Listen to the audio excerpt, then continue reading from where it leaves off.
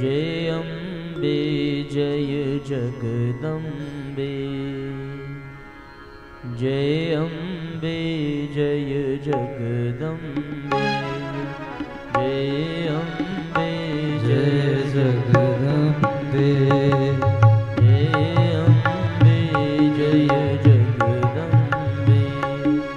भक्तिदायिनी शक्तिदायिनी, भक्तिदायिनी शक्तिदायिनी, शांतिदायिनी हे अम्बे, हे अम्बे जय जगदम्बे, हे अम्बे जय जगदम्बे।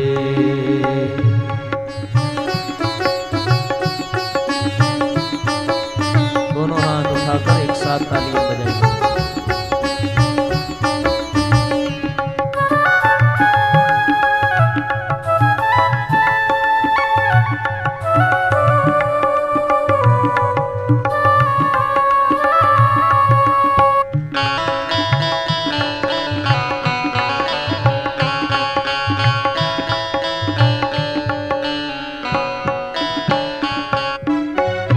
सर्वश्रेष्ठ यह मानव जीवन, सर्वश्रेष्ठ यह मानव जीवन, बने परम पद का यह साधन, बने परम पद का यह साधन। सर्वश्रेष्ठ यह मानव जीवन, सर्वश्रेष्ठ यह मानव जीवन, बने परम पद का यह साधन, बने परम पद का यह साधन। प्रभु को देखें घट घट व्यापी, प्रभु को देखें घट घट व्यापी, वह सेवक कैसे हो पापी, वह सेवक कैसे हो पापी। यही दृष्टि दो हे अम्बे, यही दृष्टि दो हे अम्बे, जय अम्बे जय जगदम्बे, जय अम्बे जय जगदम्बे। भक्तिदायिनी शक्तिदायिनी, भक्तिदायिनी शक्तिदायिनी, शांतिदायिनी हे अम्बे, जय अम्बे जय जगदम्बे, जय अम्बे जय जगदम्बे।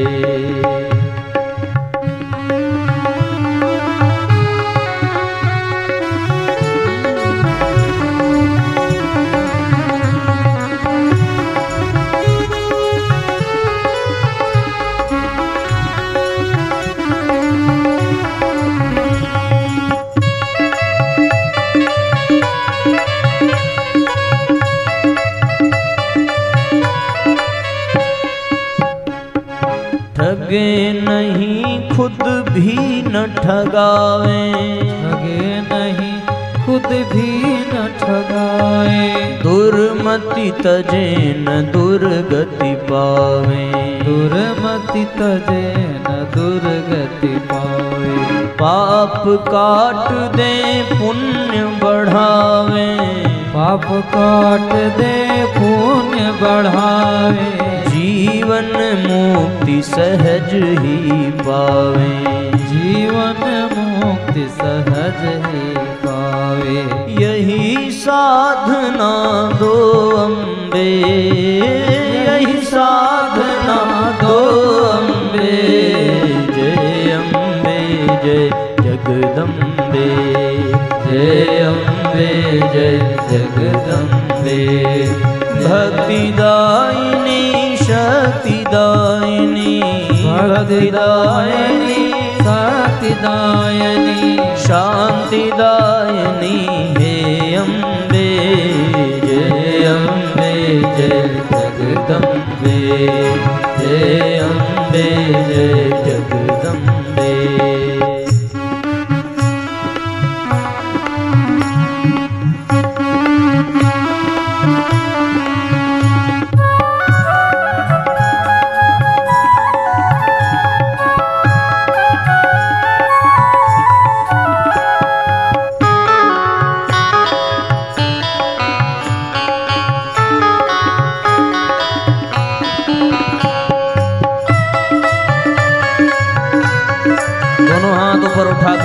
साथ तालियां बजाइए।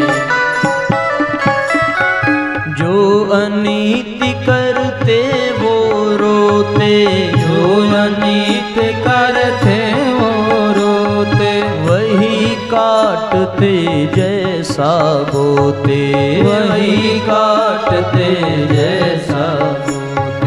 ममता समता सुचिता लाए, ममता समता सुचिता लाए, इस जीवन को धन्य बनाए, इस जीवन को धन्य बनाए। यही भावना दो अम्बे, यही भावना दो अम्बे। जय अम्बे जय जगदम्बे, जय अम्बे जय जगदम्बे। भक्तिदायिनी शक्तिदायिनी, भक्तिदायिनी शक्तिदायिनी, शांतिदायिनी हे अम्बे। जय अम्बे जय जगदम्बे, जय अम्बे जय जगदम्बे।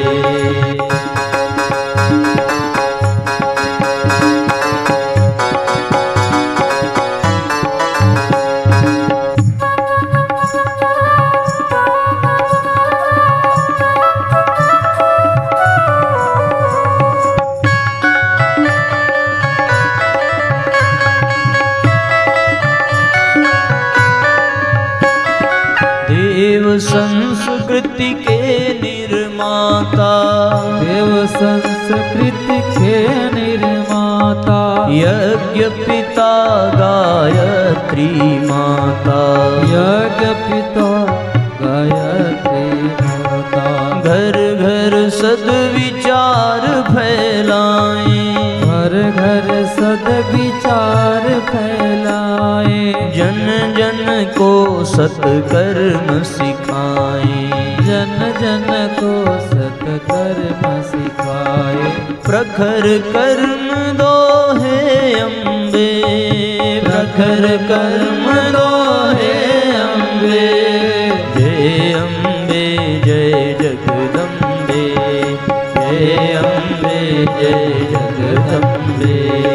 भक्तिदायिनी शक्तिदायिनी, भक्तिदायिनी शक्तिदायिनी, शांतिदायिनी हे अम्बे। जय अम्बे जय जगदम्बे, जय अम्बे जय जगदम्बे। जय अम्बे जय जगदम्बे, जय अम्बे जय जगदम्बे। बोलिए अम्बे मैया की जय, बोलिए परम पूज्य गुरुदेव की जय, बोलिए वंदनिया माता जी की जय, आज के आनंद की जय हो। नमः पार्वती पतये हर हर महादेव।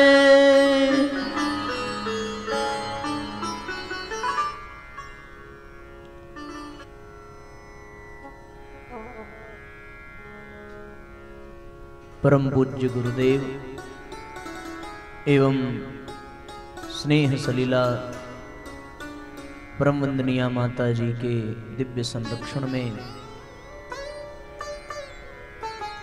जगत जननी माँ दुर्गा के इस पवित्र प्रांगण में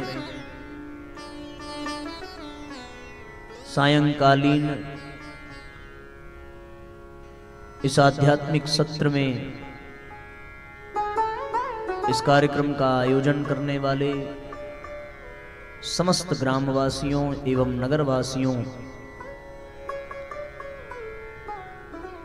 आत्म कल्याण एवं लोक कल्याण की भावना से इस आयोजन में अपनी प्रत्यक्ष एवं परोक्ष भूमिका प्रदान करने वाले व्यास मंच के समक्ष विराजमान आत्मीय बंधुओं, श्रद्धामयी माताओं, आप सबके हृदय में विराजमान परमपिता परमेश्वर को बारंबार प्रणाम करते हुए आइए भावपूर्वक आज के सत्र का शुभारंभ करते हैं।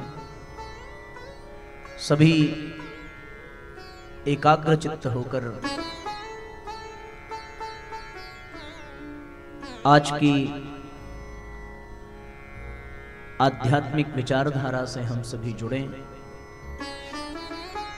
जैसा कि आप सब जानते हैं, गायत्री परिवार के द्वारा ये कार्यक्रम आयोजित किया गया है और गायत्री शब्द का अर्थ बड़ा प्यारा है। गय कहते हैं प्राण को और त्रि का अर्थ है त्राण, अर्थात जो प्राणों का त्राण करे उसको गायत्री कहते हैं। गयान प्राणान त्रायते यस्मात् गायत्री तेन गीयते। जो गायत्री मंत्र का गान करता है, गायत्री माता उसके प्राणों का त्राण करती है।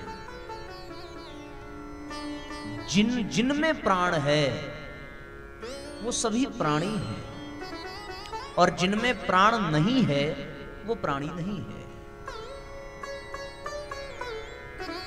अध्यात्म और विज्ञान दोनों ये मानते हैं कि इस संसार में ऐसा एक भी तत्व नहीं है, एक भी कण नहीं है जिसमें प्राण न हो। कहीं प्राण जागृत अवस्था में है तो वो प्राणी कहलाते हैं और जहां प्राण सोया हुआ है उस स्थान को, उन पदार्थों को जड़ पदार्थ कहते हैं। इस दृष्टि से देखने पर प्राण तत्व सब में विराजमान है। बिना प्राण के इस संसार में कहीं कोई हलचल है ही नहीं। यदि मनुष्य जीवित है तो प्राण के नाते, यदि बीज फल फूल करके पौधा बनता है तो प्राण के नाते, छोटा सा पौधा यदि वृक्ष बन जाता है तो प्राण के नाते। नदियां निरंतर पवित्र हैं, प्रवाहित हो रही हैं तो केवल इसलिए क्योंकि जल तत्व में भी प्राण है। अग्नि यदि ऊर्जा दे रही है, अग्नि यदि प्रकाश दे रहा है तो केवल इसलिए कि अग्नि तत्व में भी प्राण भरा पड़ा है। वायु यदि शीतल है, वायु यदि सुगंधित है और या वायु यदि निरंतर प्रवाहित हो रही है तो वो केवल और केवल प्राण तत्व के नाते ही हो रही है। इसलिए बिना प्राण के यहां कुछ भी नहीं है। सब कुछ केवल और केवल प्राण तत्व के नाते ही है। चाहे वो पशु हो, चाहे पक्षी हो, जब तक प्राण है तब तक वो जीवित है और जब प्राण छोड़ करके चला जाता है तो फिर कोई भी हो वो मृत घोषित कर दिया जाता है। प्राण के नाते ही हम सभी प्राणी हैं और समस्त प्राणियों का त्राण करने वाली कौन है? गायत्री माता है। त्रि शब्द का एक अर्थ है तीन। गायत्री के तीन स्वरूप हैं। एक स्वरूप सतोगुणी है, एक स्वरूप रजोगुण प्रधान है और एक स्वरूप तमोगुण प्रधान है। ये संसार, ये सृष्टि त्रिगुणमयी है, तीन गुणों से बनी हुई है। सतोगुण उसको कहते हैं जिसमें आध्यात्मिकता हो, सत्संग हो, अच्छे विचार हो, अच्छी भावनाएं हो, अच्छे कर्म हो, उन सबको सतोगुण कहते हैं। जिसमें उपासना, संवेदना, ईश्वर प्राप्ति की भावना, अध्यात्म के प्रति समर्पण, भक्ति, ज्ञान, ये सारी श्रेष्ठ वस्तुएं, सारे श्रेष्ठ भाव सतोगुण के अंतर्गत आते हैं। रजोगुण में परिश्रम है, पुरुषार्थ है, साहस है, बल है, पराक्रम है, उत्साह, उमंग, ये सब रजोगुण के अंतर्गत आते हैं। और पतन, पराभव, बेईमानी, मक्कारी, दुष्प्रवृत्तियां, कुरीतियां, दुर्भावनाएं, कुविचार, ये सब तमोगुण के अंतर्गत आते हैं। इन्हीं 3 गुणों से ये सृष्टि बनी है। अच्छाई भी है और बुराई भी है। जड़ चेतन गुण दोष में विश्व कीन करतार। इस संसार में गुण भी है, दोष भी है, और गुण और दोष का सम्मिलित स्वरूप भी है। दुनिया के किसी भी कोने में आप चले जाएं, वहां यदि आपको दोष मिलेगा तो कोई न कोई गुण भी अवश्य मिलेगा। और यदि गुण है तो उन गुणों के साथ साथ कोई दोष भी अवश्य होगा। इन गुण और दोषों का मिश्रण है ये संसार। यानी इस संसार में सतोगुण भी है, रजोगुण भी है और तमोगुण भी है। सतोगुण यानी अच्छाइयां, रजोगुण यानी बुराइयां, और तमोगुण यानी बुराइयां, और रजोगुण यानी अच्छाइयों और बुराइयों का सम्मिश्रण मिला हुआ। माता गायत्री के भी ये 3 स्वरूप हैं। जो सतोगुण स्वरूप है उसको सरस्वती कहते हैं। जो रजोगुण स्वरूप है उसको लक्ष्मी कहते हैं, और जो तमोगुण स्वरूप है उसको दुर्गा कहते हैं। ये गायत्री माता के 3 रूप हैं, सतोगुण, रजोगुण, तमोगुण। सरस्वती, लक्ष्मी और काली। काली यानी दुर्गा। दुर्गा और काली में कोई अंतर नहीं है। अंतर तो किसी में नहीं है, न सरस्वती में, न लक्ष्मी में, न काली में। कोई भेद नहीं है साथ में। आप इसको ऐसे समझ सकते हैं कि आदमी एक ही होता है, पर वही आदमी किसी के लिए पिता है, किसी के लिए पति है, किसी के लिए भाई है। ऐसा नहीं है कि जो भाई है वो किसी का पति नहीं बन सकता, जो पति है वो किसी का पिता नहीं बन सकता। है वो एक, पर वो 3 के लिए 3 अलग अलग भाव से माना जाता है, स्वीकार किया जाता है। उसी प्रकार इस संसार में गायत्री माता तो एक ही हैं, पर किसी के लिए वो वही सरस्वती हैं, वही दुर्गा काली हैं और वही लक्ष्मी हैं। जो विद्या, सद्बुद्धि, विवेक पाने जाता है उसके लिए गायत्री माता सरस्वती का रूप धारण कर लेती हैं, और जो लक्ष्मी यानी धन, संपत्ति, ऐश्वर्य, संपदा को पाने जाता है उसके लिए ही गायत्री माता लक्ष्मी का स्वरूप धारण कर लेती हैं। और जो बल, पराक्रम, पुरुषार्थ, अपने शत्रुओं पर विजय पाने की भावना से मां की पूजा करता है, उसी के लिए मां गायत्री साक्षात शतचंडी दुर्गा बन जाती हैं, काली बन जाती हैं। पर हैं वो मूलतः एक ही है। बिल्कुल उसी प्रकार जैसे व्यक्ति एक होते हुए भी पति, पिता, भाई और नाना प्रकार के संबंधों से जाना जाता है, तो गायत्री माता हम सबके कण कण में विराजमान है, क्योंकि वो समस्त प्राणों का उद्धार करने वाली है। ऐसी जगत जननी जगदम्बा और मां गायत्री के दुर्गा स्वरूप, काली स्वरूप के ही संरक्षण में इस ग्रामीणांचल में नवदुर्गा मंदिर के समक्ष हम सभी दीप यज्ञ के माध्यम से यहाँ एकत्रित हुए हैं। और ऐसे शुभ अवसर पर हम सबको ये विचार करने की आवश्यकता है कि शास्त्र कहता है पुत्र कुपुत्र भले हो, पर माता कभी कुमाता नहीं होती। माता न कुमाता भवती। तो फिर मां का प्रेम, मां का अनुग्रह, मां का आशीर्वाद प्राप्त करने के लिए हमें क्या करने की आवश्यकता है? किस प्रकार से मां अपने बच्चों पर कृपा करती है, कौन से बच्चों पर कृपा करती है, कौन से गुण पर वो रीझ जाती है, और उसका अनुदान, वरदान, अनुग्रह सब कुछ प्राप्त होने लगता है। आज इसी विषय पर चिंतन करने की आवश्यकता है। संभवतः संपूर्ण गांव के वासी और सभी व्यक्ति, सभी परिवार के लोग यहां मंदिर में मां दुर्गा के समक्ष मस्तक झुकाने आते होंगे, प्रणाम करने आते होंगे, अगरबत्तियां जलाते होंगे, दीपक दिखाते होंगे, प्रसाद चढ़ाते होंगे। पर यदि हम इस ज्ञान से वंचित हैं कि इन सब के बावजूद भी यदि हम अपने आप को इस योग्य न बना पाए जिससे कि माँ का आशीर्वाद, माँ का अनुग्रह हमें प्राप्त हो, तो ये सब करना व्यर्थ हो जाएगा। इसलिए आइए इस विषय में प्रवेश करने से पूर्व भावपूर्वक माँ गायत्री को और माँ गायत्री के तीनों स्वरूप सरस्वती, लक्ष्मी, माँ दुर्गा, तीनों स्वरूप का भाव भरा पूजन करें, भाव भरा वंदन करेंगे। सब एक साथ तालियां बजाते हुए गुनगुनाएंगे। हे गायत्री माता तेरी महिमा अपरंपार है। हे गायत्री माता तेरी महिमा अपरंपार है।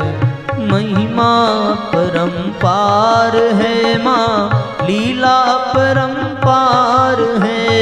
महिमा अपरंपार है माँ, लीला अपरंपार है। हे गायत्री माता तेरी महिमा अपरंपार है। हे गायत्री माता तेरी महिमा अपरंपार है।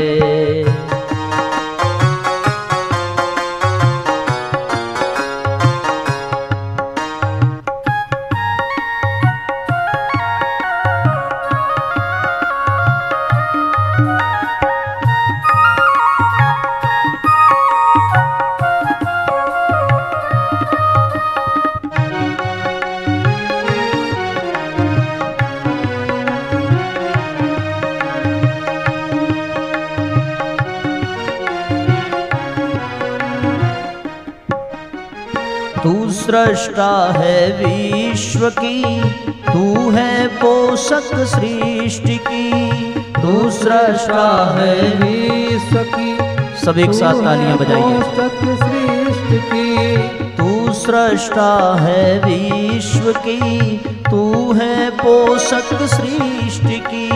तू सृष्टा है विश्व की, तू है पोषक सृष्टि की।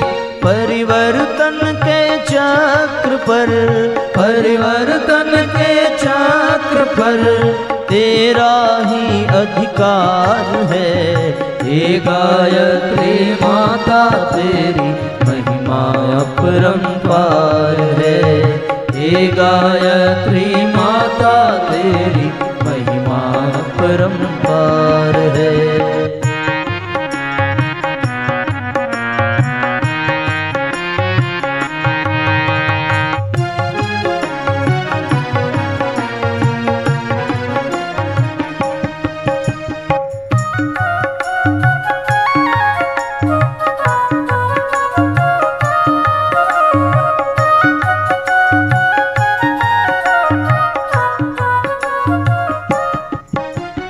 सद्भावों की स्रोत है, तू विवेक की ज्योति है। सद्भावों की स्रोत है, तू विवेक की ज्योति है। सद्कर्मों के मूल में, सद्कर्मों के मूल में तेरा ही संचार है। यह अद्भुत अति सुंदर तेरा रचा हुआ संसार है। यह अद्भुत अति सुंदर तेरा रचा हुआ संसार है।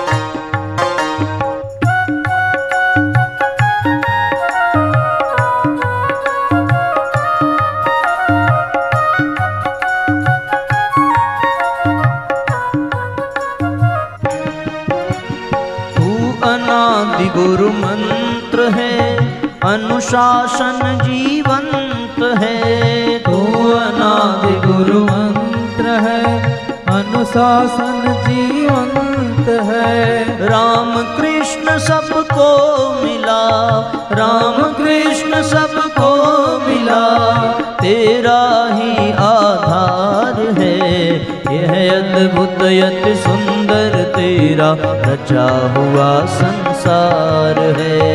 यह अद्भुत अति सुंदर तेरा रचा हुआ संसार है।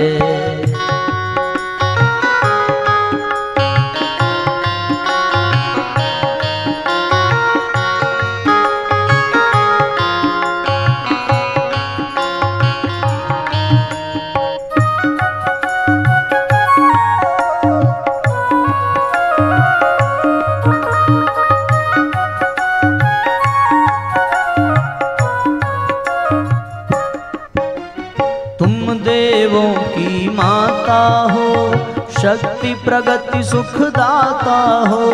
तुम देवों की माता हो, शक्ति प्रगति सुखदाता हो। महाविकट भव रोग पर, महाविकट भव रोग पर तू अमोघ उपचार है। यह अद्भुत अति सुंदर तेरा रचा हुआ संसार है। यह अद्भुत अति सुंदर तेरा रचा हुआ संसार है।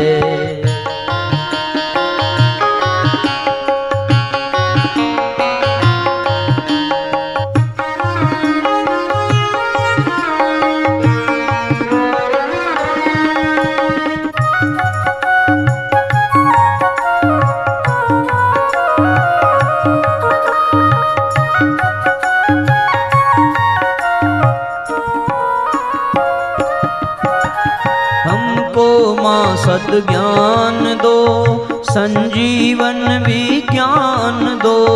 हमको माँ सद्ज्ञान दो, संजीवन विज्ञान दो।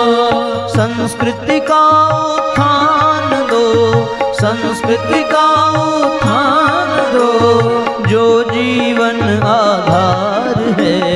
यह अद्भुत अति सुंदर तेरा रचा हुआ संसार है। यह अद्भुत अति सुंदर तेरा रचा हुआ संसार है। हे गायत्री माता तेरी महिमा परंपार है। हे गायत्री माता तेरी महिमा परंपार है। बोलिए गायत्री माता की जय हो।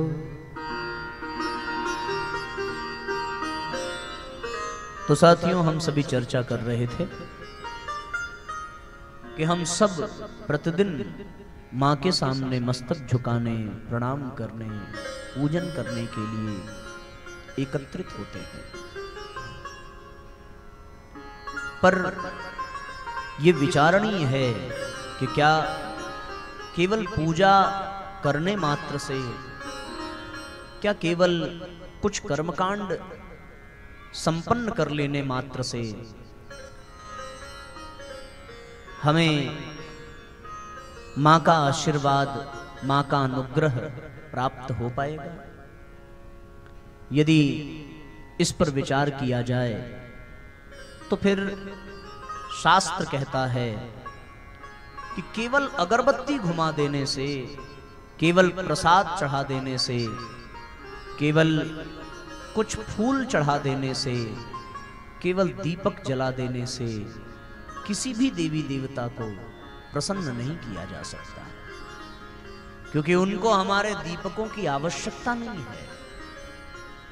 उनके द्वारा इस संसार का प्रत्येक ग्रह, नक्षत्र, सूर्य, चंद्रमा प्रकाश पा रहा है, और जो सूर्य और चंद्रमा को भी प्रकाशित करने वाली हों, उन्हें दीपक दिखाने की कोई आवश्यकता नहीं। जो सारे संसार का भरण पोषण करने वाली हों, उनके सामने प्रसाद चढ़ाने का कोई औचित्य नहीं है।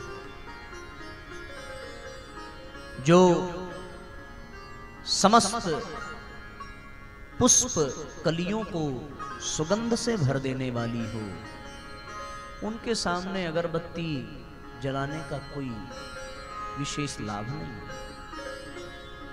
केवल कर्मकांड कर लेने भर से कुछ मिलने वाला नहीं। हमें किसी ने गलत समझा दिया, किसी ने गलत बता दिया कि इतने दीपक जला दो, इतनी अगरबत्तियां जला लो, इतना किलो मीठा चढ़ा दो तो हमें पुण्य मिलेगा। ऐसा कुछ होता नहीं है। आप खुद सोचिए ना, आपके अगरबत्ती का धुआं भी भगवान के पास नहीं जाता।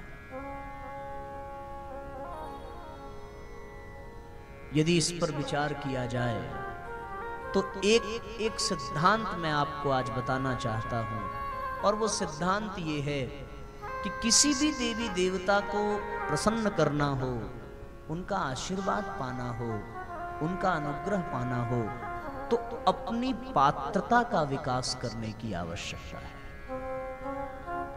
पात्रता यानी अपने आप को ठीक करने की आवश्यकता है। किसी भी घड़े को यदि पलट करके रख दिया जाए तो कितनी भी बारिश हो, एक बूंद पानी मिलने वाला नहीं है। घड़ा सीधा होगा तो ही उसमें पानी एकत्रित हो पाएगा। उसी प्रकार हम कितना भी पूजा पाठ कर लें, लेकिन हमारा जीवन क्रम घड़े की तरीके से उलट गया, जो सही करना था वो हमने किया नहीं, जो सही सोचना था वो हमने सोचा नहीं, जो भाव हृदय में होने चाहिए थे वो भाव हैं नहीं, तो फिर कितना भी पूजा पाठ कर लें कोई लाभ मिलेगा? कोई लाभ मिलने वाला नहीं। एक घटना याद आती है। एक बार एक ब्राह्मण का परिवार था, और ऐसी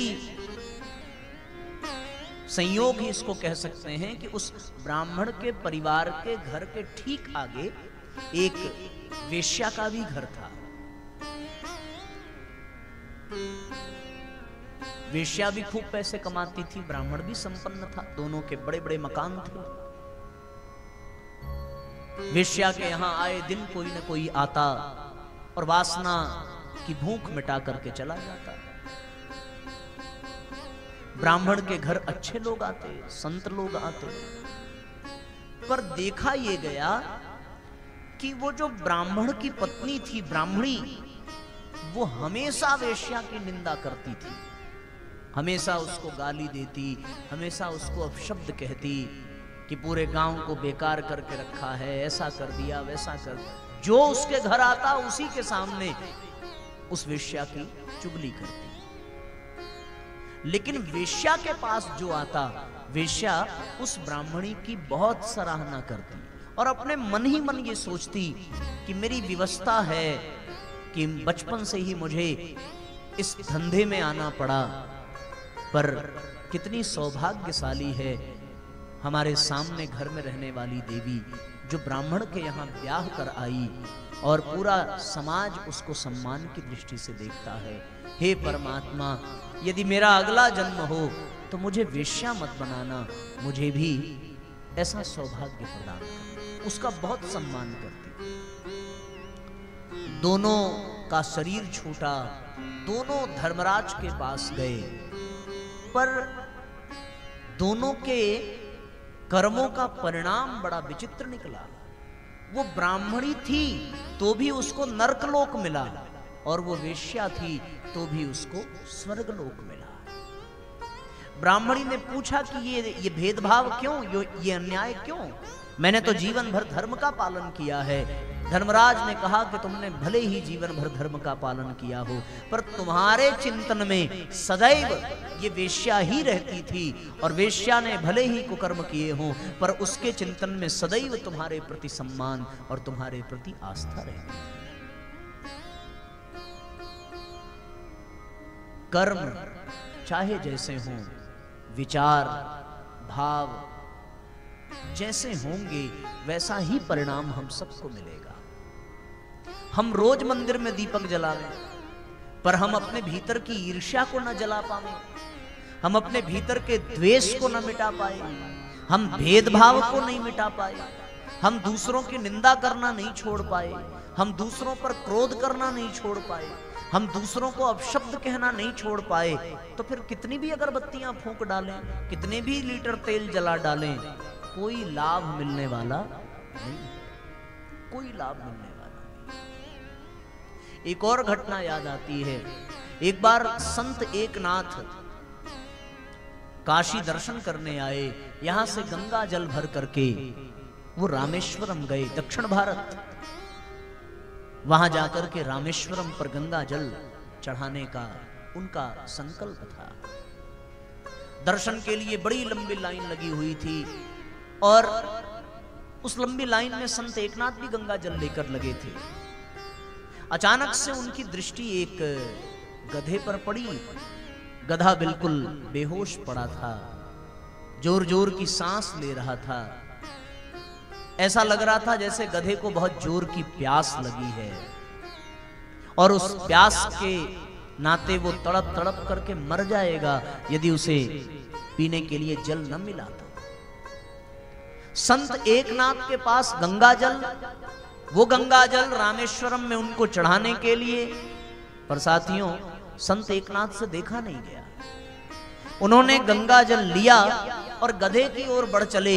उनके मित्रों ने पूछा कि भाई क्या कर रहे हो, यहां और कहीं गंगा जल मिलने वाला नहीं, फिर बनारस जाना पड़ेगा, गंगा जल लेना पड़ेगा, फिर इतनी दूर आना पड़ेगा, इसलिए गधे के ऊपर गंगा जल बर्बाद मत करो।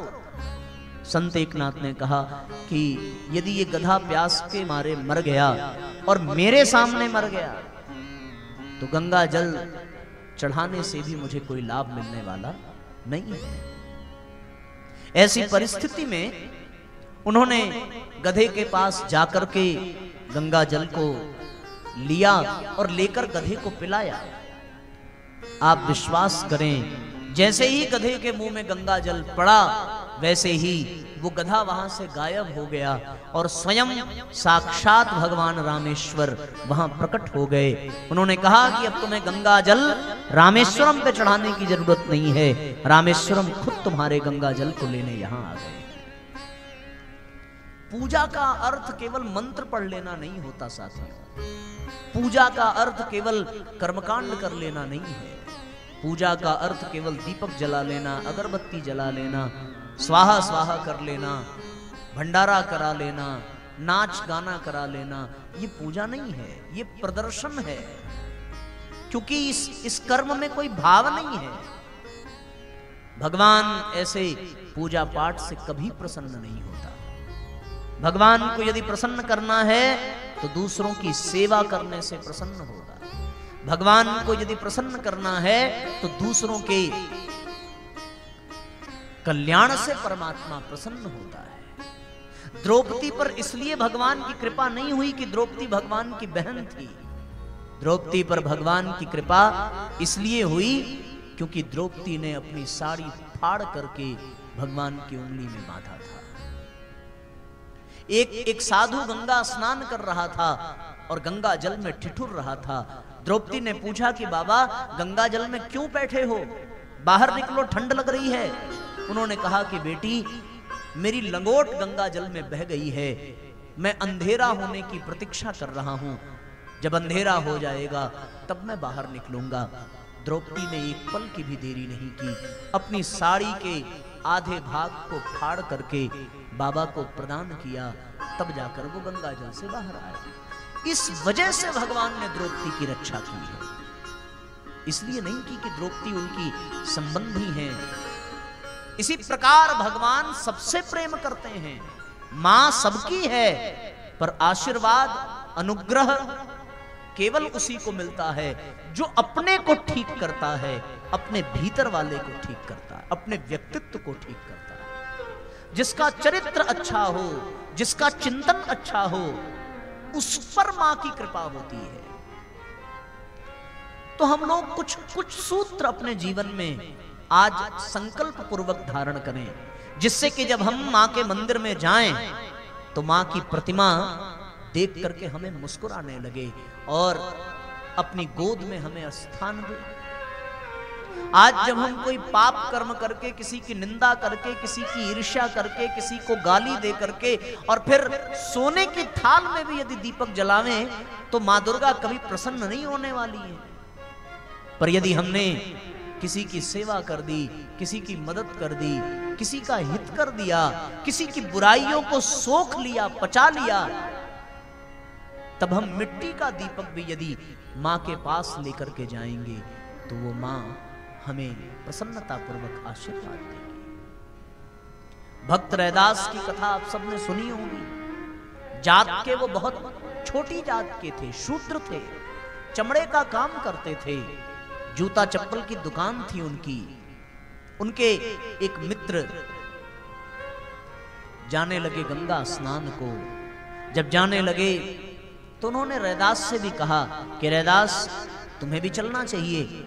रैदास ने कहा कि मैं चलता तो अवश्य, पर मुझ पर काम का बोझ अधिक है। एक काम करना, मैं कुछ पैसे तुमको दे देता हूं, मेरे नाम से गंगा मैया को प्रदान कर देना। उस व्यक्ति ने उनके पैसे लिए और पहले स्नान करने के पश्चात उसने अपने पैसे डाले और उसके पश्चात फिर रैदास का पैसा डाला। और जैसे ही रैदास का पैसा गंगा जी में उन्होंने अर्पित किया, वैसे गंगा नदी से 2 सुंदर हाथ गंगा माता के निकले और उनके पैसे को स्वयं स्वीकार किया गंगा माँ ने। इससे बड़ा आश्चर्य हुआ। लौट करके आया तो पूछा कि रैदास, मैंने पैसे दिए तो माँ ने नहीं लिया, पर तुम्हारे पैसे देने पर, तुम तो जात के चर्मकार हो, तुम तो चमड़े का काम करते हो, तुमने गंदे हाथ से पैसे दिए थे, पर क्या बात है कि तुम्हारे पैसे को गंगा मैया ने स्वयं स्वीकार किया? तब रैदास ने कहा कि मन चंगा तो कठौती में गंगा। यदि मन सुंदर है, मन पवित्र है, तो हम जहां हैं वहीं गंगा मां का अनुग्रह मिल जाएगा। और यदि मन कलुषित हो, मन काला हो, मन में पाप भरा हो, तो हम चाहे कितना अच्छा मंत्र बोल लें, चाहे कितनी विधि विधान से पूजा कर लें, भगवान को कोई लाभ मिलने वाला नहीं है। इसलिए साथियों, अपने आप को सुधारने की आवश्यकता है, अपने भीतर के व्यक्तित्व को परिष्कृत करने की आवश्यकता है। बिना पात्रता के मिलने वाला नहीं है इस संसार में। चाहे कितना ही नाक रगड़ के हम रहें, कोई लाभ नहीं। एक नहीं, 10 मंदिर में जाइए, रगड़ते रगड़ते माथे से खून निकलने लगे, पर कोई लाभ मिलने वाला नहीं है। अगर पात्रता का विकास कर लिया तो अपने आप हमें लाभ मिलने लगेगा। एक बड़ा सुंदर उदाहरण है, एक संत हुए माधव दास, उनके जीवन की घटना है। उनसे एक महिला ने आकर के पूछा कि बाबा, भगवान की कृपा सबके ऊपर क्यों नहीं होती? भगवान की कृपा केवल गिने चुने लोगों को होती है। इस संसार में कितने लोग दुखी हैं, कितने लोग गरीब हैं, सब तो भगवान की पूजा करते हैं, पर सबको लाभ क्यों नहीं मिलता? क्यों सबकी गरीबी नहीं मिट जाती? क्यों सबका रोग नहीं मिट जाता? क्यों सबके जीवन का कष्ट नहीं मिट जाता? क्यों सबके परिवार की समस्याएं नहीं मिट जाती? किसी की मिटती हैं, किसी की नहीं मिटती। भगवान पक्षपात क्यों करता है? संत माधवदास ने कहा कि माता, इसका जवाब हम आज नहीं देंगे, कुछ दिन बाद देंगे। उनके गांव में एक चोर रहता था। चोर की पत्नी की तबीयत बहुत खराब हुई। वो चोर उसी महिला के पास जो बाबा से प्रश्न पूछने आई थी कि भगवान की कृपा सब पर क्यों नहीं होती, वो चोर उस महिला के पास गया, कहने लगा, माँ, मेरी पत्नी की तबीयत बहुत खराब है, मेरे पास पैसे का बहुत अभाव है, आप अपने गहने या कुछ पैसे मुझे उधार दे दीजिए, मैं इलाज कराने के बाद फिर कमा करके आपको लौटा दूंगा। बुढ़िया ने कहा कि तू कमा करके लौटाएगा? सारे गांव में सब तुझे चोर समझते हैं, हर दिन लोग अपने घर के दरवाजे केवल इसलिए बंद कर देते हैं क्योंकि तू गांव में जिंदा है। तेरे जैसे चोर को मैं अपने गहने दूंगी, तेरे जैसे चोर को मैं पैसे दूंगी? भाग जा यहां से, वरना अभी बहुत पिटाई करूंगी तुम्हारी। बेचारा पत्नी का इलाज ना करा सका। 2-3 दिन के बाद संत माधवदास उसी महिला के पास गए और जाकर कहने लगे कि मां, मैं इस गांव के कल्याण के लिए एक यज्ञ करना चाहता हूं, उसके लिए मुझे कुछ धन की आवश्यकता है और आपके पास यदि कुछ पैसा हो, कुछ आभूषण हो तो हमें दे दो, जब लोग पैसा देंगे तो मैं आपकी भरपाई कर दूंगा। शुरुआत के लिए तो पैसा चाहिए ना। महिला ने कहा कि बिल्कुल बाबा, आपकी ही कृपा से तो हमारा घर चल रहा है, बताइए कितने धन की आवश्यकता है, मैं अभी अपने पति से, अपने बेटे से बात करके आपके लिए धन की व्यवस्था करती हूँ। संत माधव दास के लिए वो गई, उसने अपने आभूषण, अपने पैसे जो कुछ भी रखे थे लेकर के आई, दिया। संत माधव दास ने कहा कि मां एक प्रश्न पूछूं? बोले पूछो।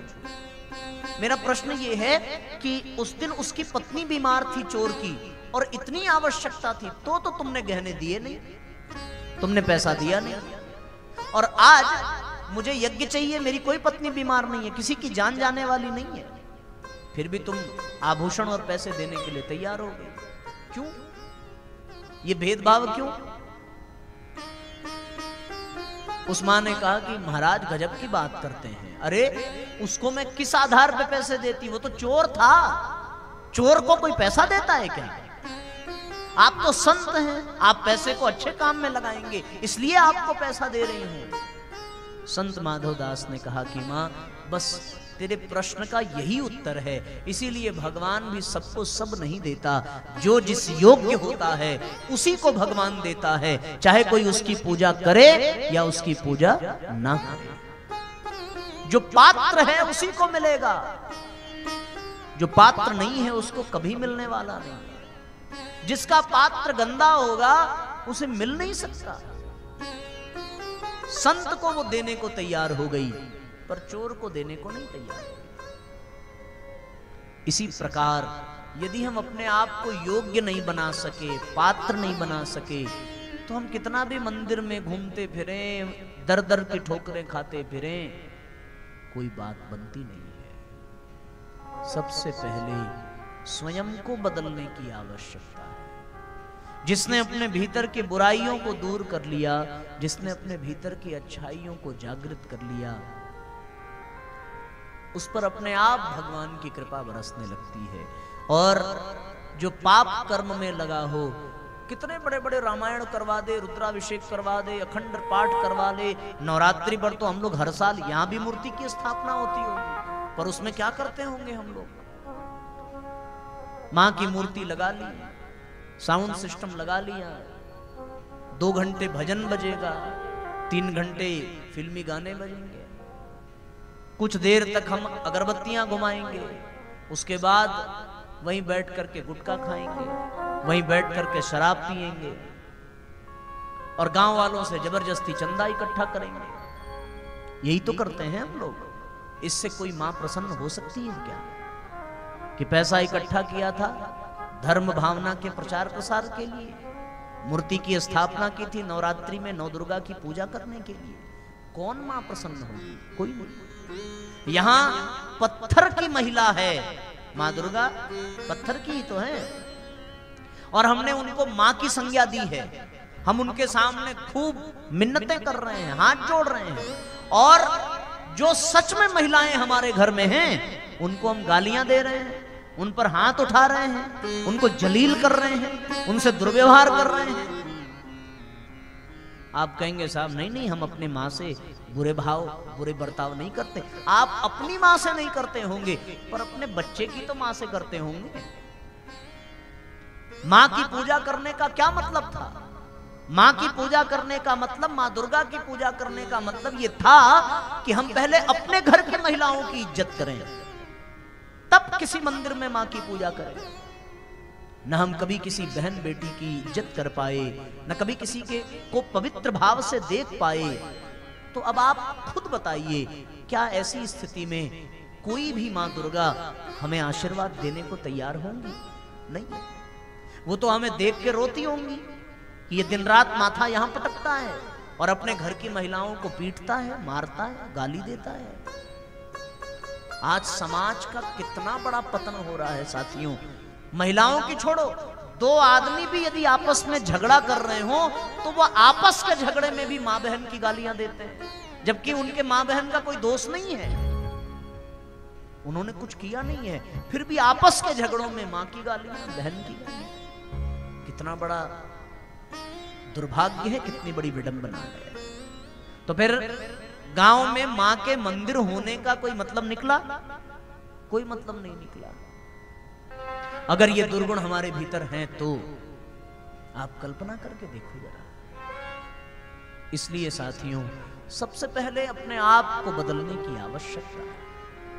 जो स्वयं को बदल देता है उसी पर भगवान की कृपा होती है, उसी पर मां दुर्गा की कृपा होती है, अन्यथा तो कभी हो ही नहीं सकती। अतः सबसे पहले स्वयं बदलने पर दे अपना ध्यान, किंतु स्वयं से लड़ते रहना काम नहीं आसान। किंतु स्वयं से लड़ते रहना काम नहीं आसान। सबसे पहले स्वयं बदलने, सबसे पहले स्वयं बदलने पर दे अपना ध्यान, किंतु स्वयं से लड़ते रहना काम नहीं आसान। किंतु स्वयं से लड़ते रहना काम नहीं आसान।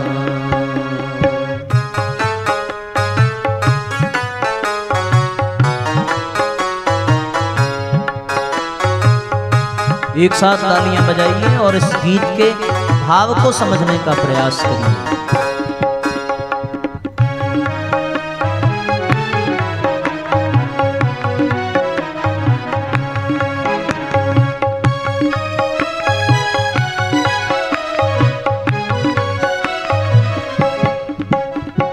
दोष और गुण दोनों का हम में होता है वार। दोष और गुण दोनों का हम में होता है वार। दोषों को कर दूर गुणों का करते रहें विकार। दोषों को कर दूर गुणों का करते रहें विकार। देने होंगे आत्म प्रगति के, देने होंगे आत्म प्रगति के खुद को प्रबल प्रमाण, किंतु स्वयं से लड़ते रहना काम नहीं आसान। किंतु स्वयं से लड़ते रहना काम नहीं आसान।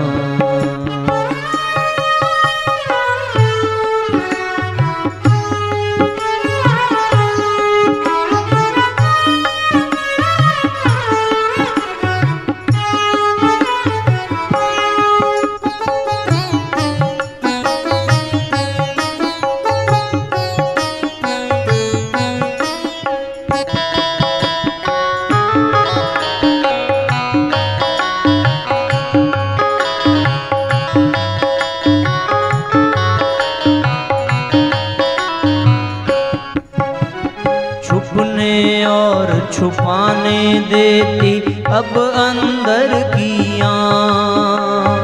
छुपने और छुपाने देती अब अंदर की आँख।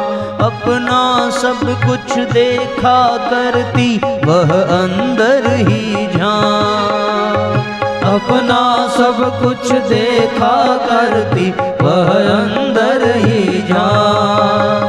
धोखे की टटिया को इसमें, धोखे की टटिया को इसमें तनिक नहीं स्थान।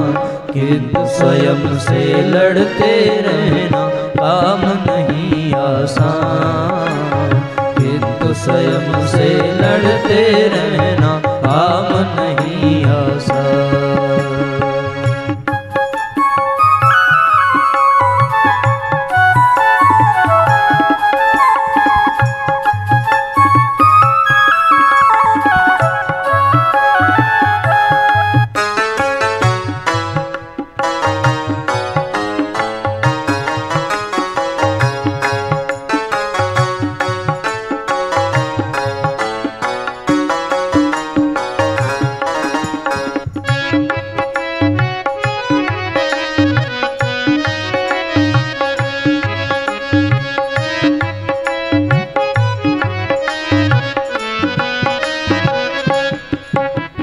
अपने ऊपर अपने हाथों करनी होती चोट, अपने ऊपर अपने हाथों करनी होती चोट, बन कठोर खुद ही निकालनी पड़ती अपनी खोट, बन कठोर खुद ही निकालनी पड़ती अपनी खोट, अपने ही अंदर असुरों को, अपने ही अंदर असुरों को मारे जाते बाण, फिर तो स्वयं से लड़ते रहना काम नहीं आसान, फिर तो स्वयं से लड़ते रहना काम नहीं आसान।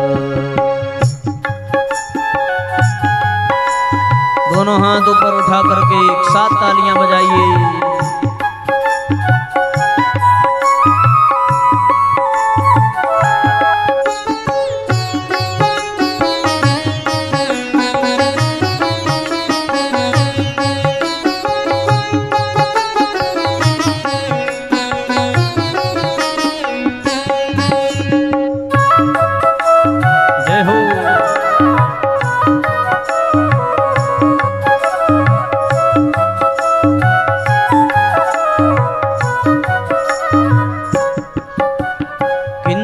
व्यक्ति निर्माण सभी निर्माणों का आधार, किंतु व्यक्ति निर्माण सभी निर्माणों का आधार, क्योंकि व्यक्तियों से ही बनता है समाज परिवार, क्योंकि व्यक्तियों से ही बनता है समाज परिवार, व्यक्ति व्यक्ति की उन्नति से, व्यक्ति व्यक्ति की उन्नति से होता समाज उत्थान, फिर तो स्वयं से लड़ते रहना काम नहीं आसान, फिर तो स्वयं से लड़ते रहना काम नहीं आसान, सबसे पहले स्वयं बदलने, सबसे पहले स्वयं बदलने पर है अपना ध्यान, फिर तो स्वयं से लड़ते रहना काम नहीं आसान, फिर तो स्वयं से लड़ते रहना काम नहीं आसान।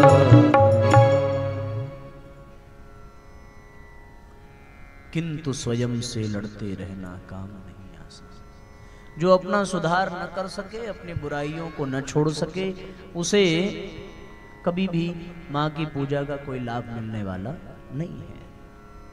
इसलिए ये बहुत आवश्यक है कि यदि हम अपने गांव में माँ की उपासना करते हैं, माँ के मंदिर में जाते हैं, तो अपने भीतर सद्गुणों को धारण करें, अपने भीतर दुर्गुणों को भगाएं।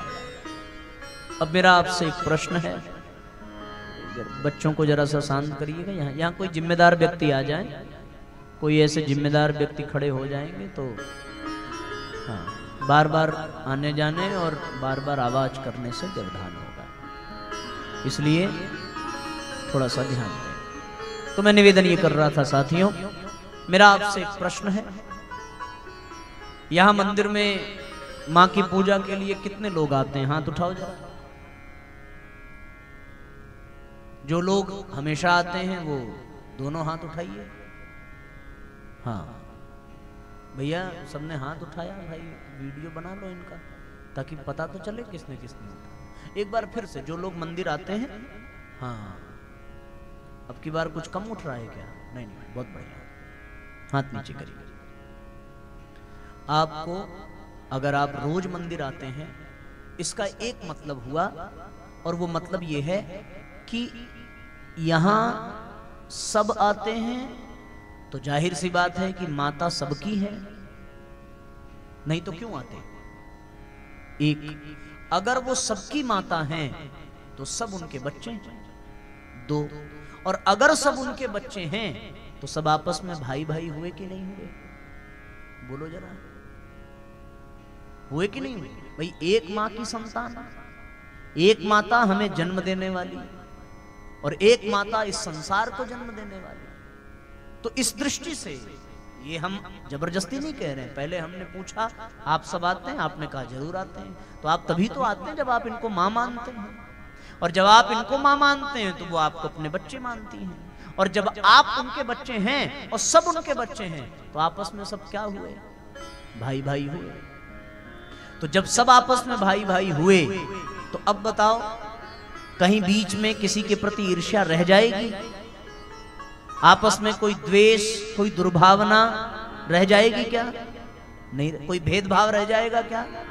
भाई जब सब उनकी संतान है और सब उनके ही अपने हैं तो कैसे कोई संतान एक दूसरे से दुर्भाव कर सकता है? कैसे कोई संतान एक दूसरे को कष्ट दे सकता है? क्या आप अपने सगे भाई को गलत दृष्टि से देख पाएंगे? क्या आप अपनी बहन को गलत दृष्टि से देख पाएंगे? क्या आप अपने परिवार के बच्चों को गलत दृष्टि से देख पाएंगे? क्या उनके लिए आपके मन में ईर्ष्या, क्रोध, द्वेष होगा? नहीं होगा। अगर आप अपना मानते हैं तो आप किसी किराए की गाड़ी पर बैठ जाइए, उसको गंदा करने में आपको कोई टेंशन नहीं होगी। उसको चाहे तोड़ दे कोई, चाहे फोड़ दे, चाहे गंदगी कर दे, चाहे उल्टी कर दे, कुछ कर दे, कोई तकलीफ होगा? नहीं। हाँ, आप अपनी गाड़ी में अगर जा रहे हैं और उस समय आपकी गाड़ी में कोई खरोच भी मार दे, तब तो ऐसा लगेगा कि जैसे कलेजे पर चाकू चल गया। बर्दाश्त होगा? क्यों? इसलिए नहीं होगा क्योंकि ये गाड़ी अपनी है। दूसरे के परिवार के साथ कोई कुछ भी करे कोई फर्क पड़ेगा? नहीं। अपने परिवार के साथ कोई कुछ करे तो आग लग जाएगी। क्यों भैया? क्योंकि ये अपना है। अपने और पराये का भाव है ना। तो आप केवल इसी दृष्टि से सोचिए, जब सब यहां आते हैं और सबकी वो मां है और सब उनके बच्चे हैं तो कोई पराया रह गया? बोलो भाई, नहीं। तो कहीं ऊंच नीच हुआ? कोई भेदभाव हुआ? ये हुआ क्या कि ये ब्राह्मण है तो ऊंचा है, ये शूद्र है तो नीचा है, ये ठाकुर है तो इनको ऊंचा स्थान मिलेगा, ये व्यापारी है तो ये इसको हटाओ? ऐसा कभी हो सकता है क्या? नहीं हो सकता। ये किसने बनाया? हमने बनाया, क्योंकि हमारी बनती रहे, चलती रहे। सब अगर एक ही माँ की संतान है, सब में एक ही भाव होना चाहिए, भेदभाव मिट जाना चाहिए। और जब भेदभाव मिट जाएगा तब आप जान लीजिए कि फिर कभी कोई मन में विकार नहीं आएगा। क्योंकि जो अपना है उसके लिए कहां ईर्ष्या आती है, जो अपना है उसके प्रति कहां द्वेष आता है, जो अपना है उसके प्रति कहां दुर्भाव आता है। ये तो तब आता है ना जब कोई पराया हो।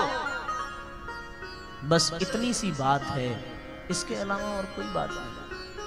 अभी सितंबर माह की अखंड ज्योति पत्रिका में एक बड़ी प्यारी घटना आई कि संत एकनाथ ने एक बार अपने पूर्वजों के उद्धार के लिए श्राद्ध तर्पण की व्यवस्था की और गांव के जितने भी ब्राह्मण थे उन सब ब्राह्मणों को भोजन पर निमंत्रित किया। बहुत अच्छे अच्छे पकवान बनाए, बहुत सुंदर व्यवस्था की, जो कभी नहीं कोई खा सकता वो भी उन्होंने एकत्रित किया, बनवाया।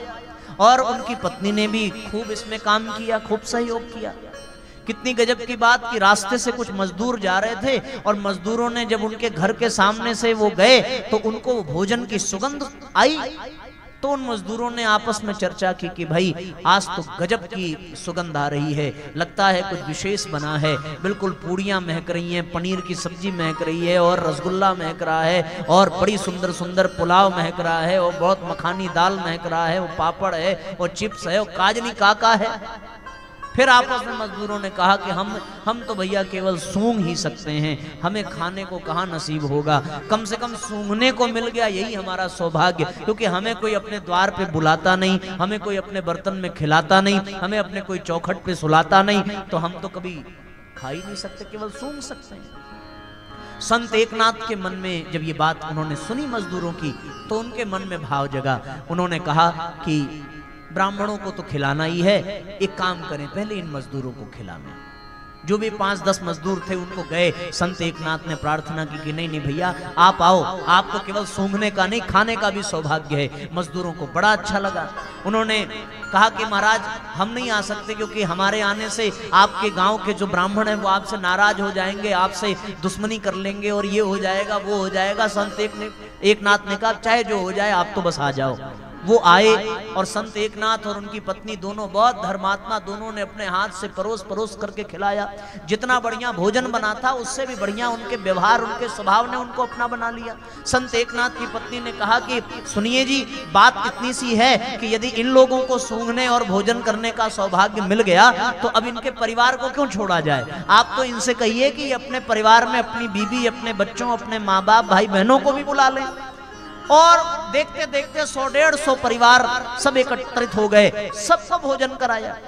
जब सब लोगों ने भोजन कर लिया तब उसके बाद उन्होंने फिर से भोजन बनाना प्रारंभ किया ब्राह्मणों के लिए, फिर सारे व्यंजन बनाए। अब ब्राह्मणों को जब ये पता चला कि भाई ये तो गजब हो गया, हमसे पहले मजदूरों को खिलाया तो क्या मजदूरों का हम जूठन खाएंगे, क्या हम फेंके हुए हैं, इतनी हमारी बेइज्जती कि वो खा करके चले जाएं तब हम खाएंगे, जहां वो खाएंगे वहां हम कभी नहीं खा सकते। और उन ब्राह्मणों ने उस संत एकनाथ के दरवाजे पर 2 बड़े बड़े मजबूत लठैत खड़े कर दिए कि कोई इसके घर में जाने ना पावे, सारा खाना इसका सड़ जाना चाहिए, एक भी व्यक्ति इसके घर में ना जाए। संत एकनाथ ने बड़े पांव पकड़े, बड़ी प्रार्थना की, पर कोई लाभ न मिला।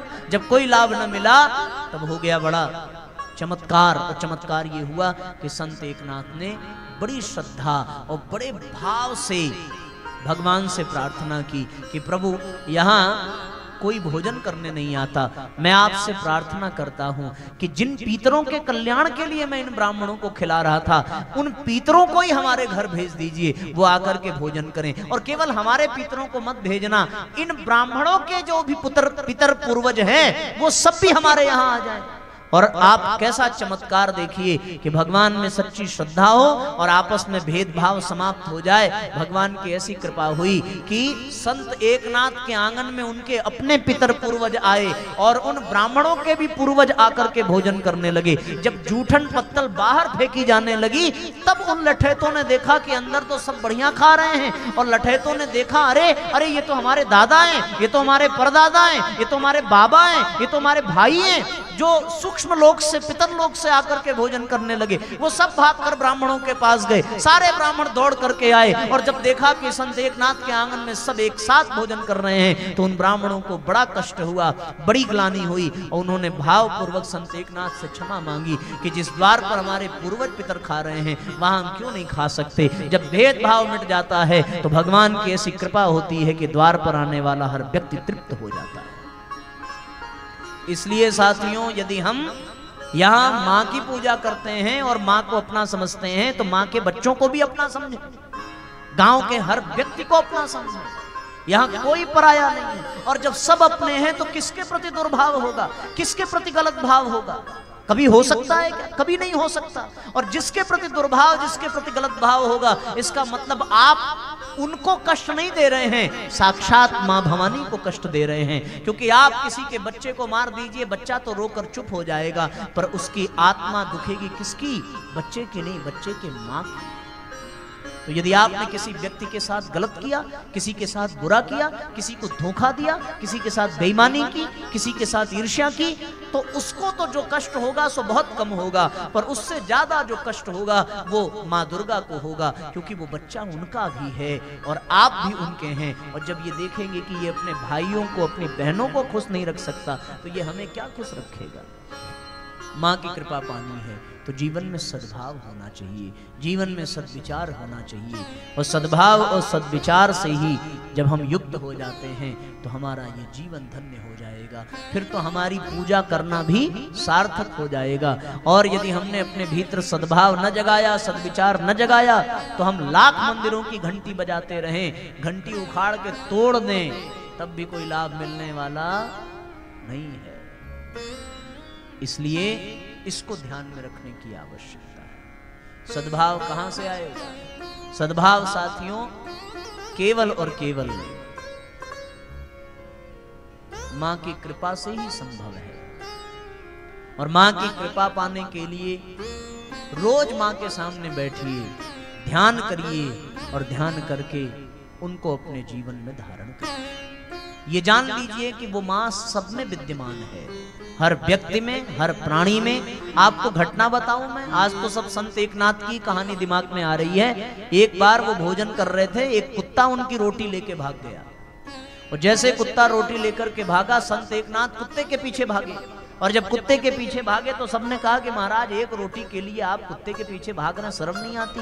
संत एकनाथ ने कहा कि हम रोटी के लिए नहीं भाग रहे हैं, हम रोटी में घी लगाने जा रहे थे और वो रोटी लेके भाग गया। अरे मैं घी लगा लेता, उसके बाद ले जाता तो हमें संतुष्टि मिल जाती। और उन्होंने दौड़ाकर कुत्ते को पकड़ा, रोटी में घी लगाया, उसके बाद रोटी कुत्ते को खिलाई। क्यों? क्योंकि जैसे मैं हूं वैसे ये कुत्ता। बोले कुत्ते में कैसे आप हो सकते हो? बोले मैं तो इतनी सी बात जानता हूं कि मेरे द्वार पर जो आया वो मेरे भगवान के सिवा कोई और हो नहीं सकता। आज मेरा ईश्वर कुत्ते के रूप में मेरे द्वार पे आया। तो जो कुत्ते में अपने आप को, अपनेपन को देख सकता है, हम लोग इंसान में नहीं देख सकते। तभी तो कबीरदास जी को कहना पड़ा, पाथर पूजे हरि मिले तो मैं पूजूं पहाड़।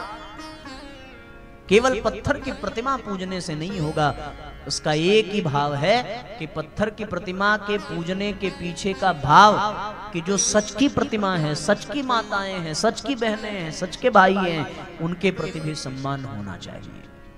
बात समझ में आ गई? और ये तभी होगा जब माँ से सच्ची लगन लग जाएगी, और जिसकी माँ से सच्ची लगन लग गई उसका जीवन बदल जाएगा। फिर तो वो झूम करके ये गाने लगेगा, लागी रे लगन ओ माँ एक तेरे नाम की, एक तेरे नाम की माँ, एक तेरे नाम की माँ, एक तेरे नाम की, लागी रे लगन ओ माँ एक तेरे नाम की, लागी रे लगन ओ माँ एक तेरे नाम की। दोनों हाथ ऊपर उठा करके एक साथ तालियां बजाइए और मन में ये भाव विकसित करिए, सब अपने हैं, कोई पराया नहीं है।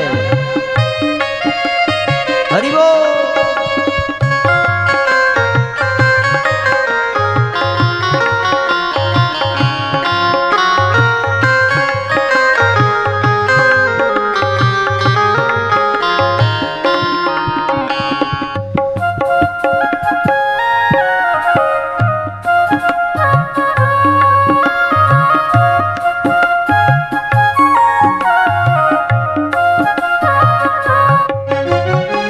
सागर में भटकी भटकी थकी जीव आत्मा, भव सागर में भटकी भटकी थकी जीव आत्मा, ज्ञान का दीप जला दे मिले परमात्मा, ज्ञान का दीप जला दो मिले परमात्मा। हे माँ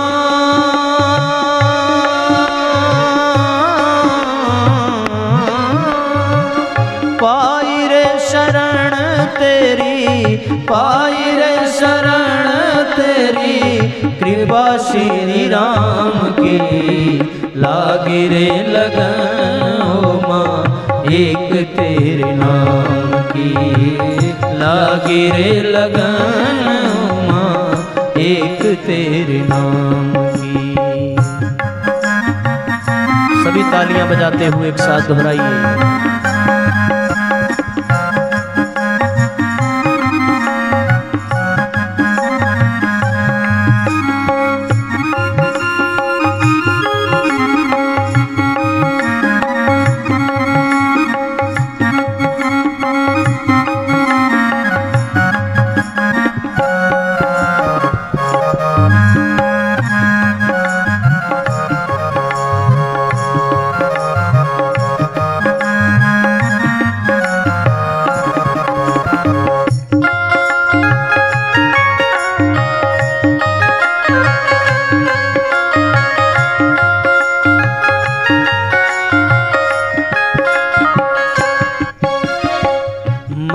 सारा मैल धोकर निर्मल मन कीजिए, मन का सारा मैल धोकर निर्मल मन कीजिए। निर्मल बनाकर मन को सद्बुद्धि दीजिए। निर्मल बनाकर मन को सद्बुद्धि दीजिए। मन का सारा मैल धोकर निर्मल मन कीजिए। मन का सारा मैल धोकर निर्मल मन कीजिए। निर्मल बनाकर मन को सद्बुद्धि दीजिए। निर्मल बनाकर मन को सद्बुद्धि दीजिए। हे माँ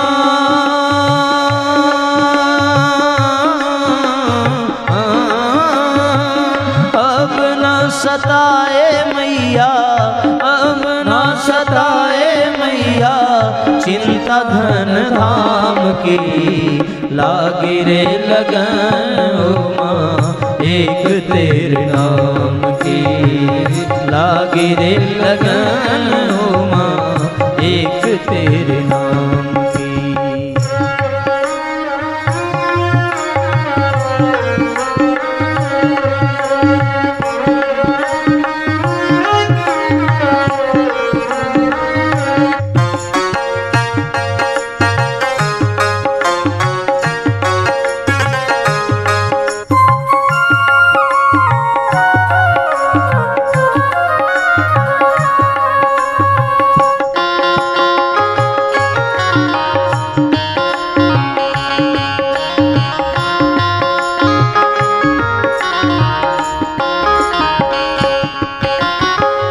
एक तेरे दर्शन खातिर, एक तेरे प्यार में। एक तेरे दर्शन खातिर, एक तेरे प्यार में। ढूंढते फिरे हम तुझको सारे संसार में।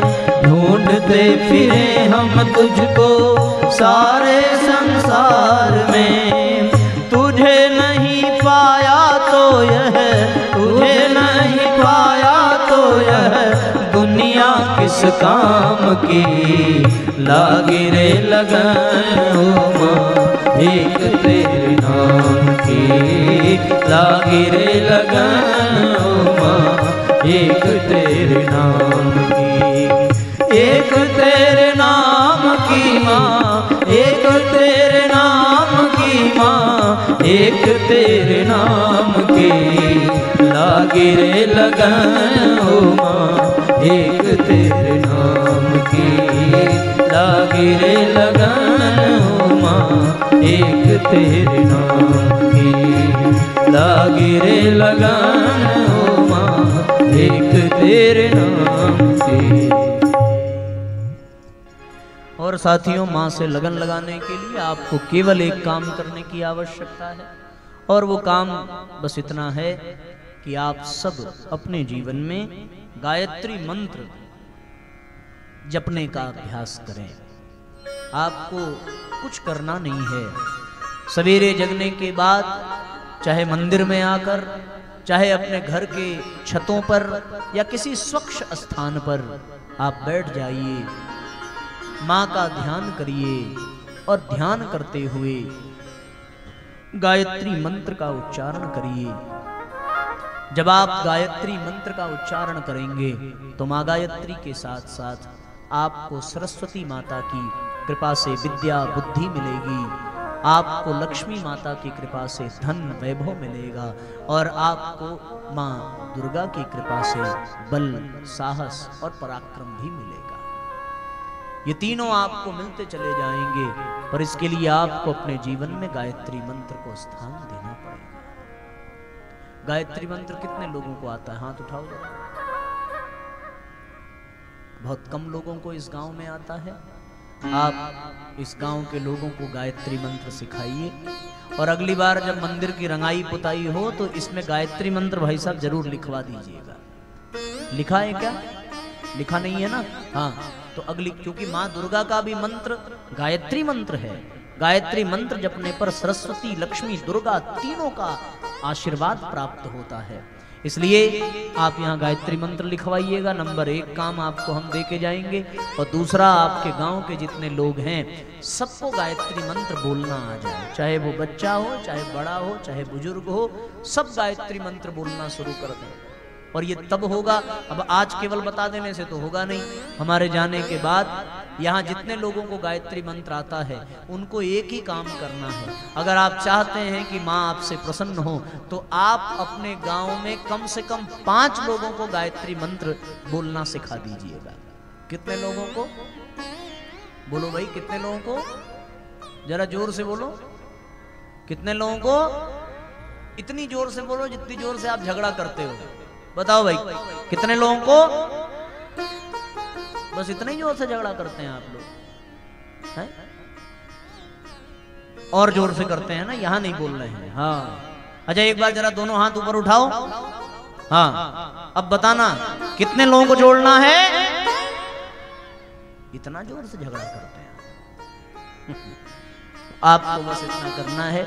हम एक बार यहां से गायत्री मंत्र बोलेंगे, हमारे साथ साथ आप सभी दोहराएंगे, और आपको भी गायत्री मंत्र आ जाए, आप सब गायत्री मंत्र बोलने लगें तो ये कार्यक्रम सफल हो जाएगा।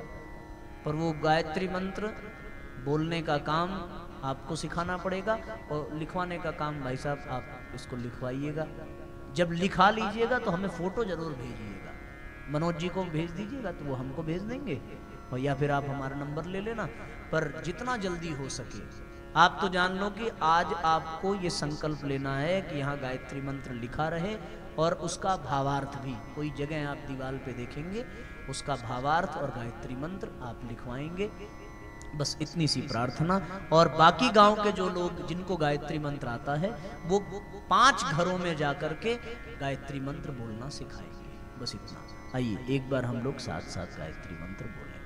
कमर सीधी कर लें, दोनों हाथों को गोद में रख लीजिए, अपने नेत्र बंद कर लीजिए और माँ का ध्यान करिए। ध्यान करिए कि माँ प्रसन्न होकर हमें अपने आंचल में स्थान दे रही है, हमें अपना पयपान करा रही है। इसी भाव से गायत्री मंत्र।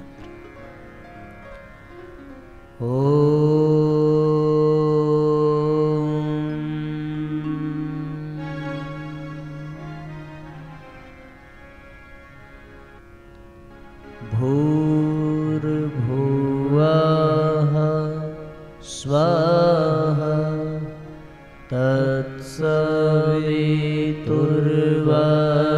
तत्सवितुर्वरेण्यं भर्गो देवस्य धीमहि धियो यो नः प्रचोदयात्।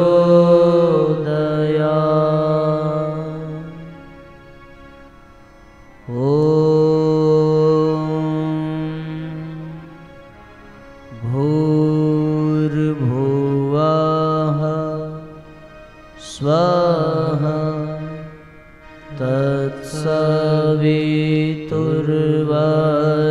तत्सवितुर्वरेण्यं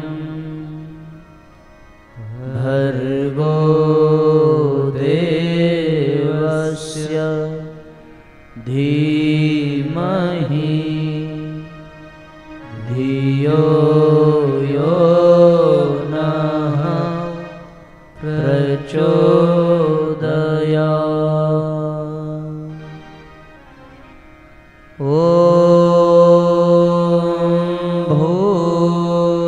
भूर्भुवः स्वः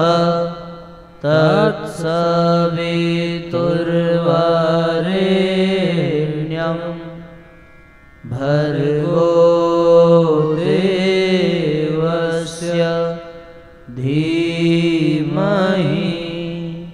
धियो यो नः प्रचोदयात्।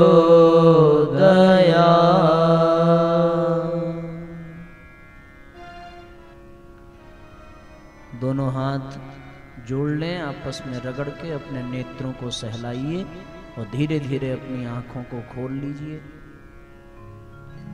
इस तरीके से कहते हैं किसी मंत्र को ध्यान पूर्वक 3 बार बोला जाए तो उस मंत्र की दीक्षा हो जाती है। आप सबने गायत्री मंत्र की दीक्षा पा ली है। अब आज से आपको प्रतिदिन 15 मिनट माँ का ध्यान करके गायत्री मंत्र बोलने का अभ्यास करना। कौन कौन करेगा? हाथ ऊपर उठाओ जरा। हाँ, और जिनको गायत्री मंत्र नहीं आता उनको गायत्री मंत्र आप सिखाएंगे। अगली बार, अच्छा आप चाहते हो कि अगली बार हम आपके गांव में फिर आए? नहीं चाहते? कौन कौन चाहता है भाई? हाथ उठाओ जरा। अच्छा, ये बढ़िया है। तो जब हम अगली बार आएंगे तो हम ये उम्मीद करें कि गांव में सब लोगों को गायत्री मंत्र आ जाएगा। जो जानते हैं वो सिखाएंगे जरूर। अब आइए हम लोग जल्दी से दीप यज्ञ संपन्न करेंगे और आज के